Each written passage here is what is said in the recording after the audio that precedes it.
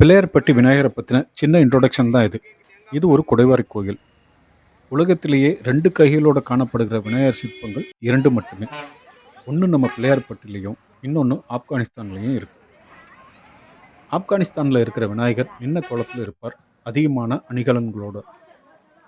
பிள்ளையார்பட்டியில் இருக்கிற சிற்பத்தை வடிவமைச்சவர் எக்காட்டூர் கோன் பரணன் பெருந்தச்சன். காலம் சுமார் 5ஆம் நூற்றாண்டு. இவர் யோக நிலையில் கையில் லிங்கத்தை வச்சு ஞான தவம் புரிபவர். யோக விநாயகராக இருக்கிறதுனால கேட்ட வரங்களை தருபவர்.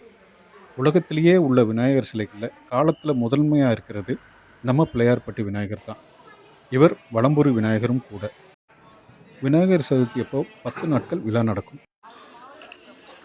இந்த பிள்ளையார்பட்டின தகவல் உங்களுக்கு பிடிச்சிருந்தா லைக் பண்ணி, ஷேர் பண்ணி, சப்ஸ்கிரைப் பண்ணுங்கள். ரொம்ப நன்றி.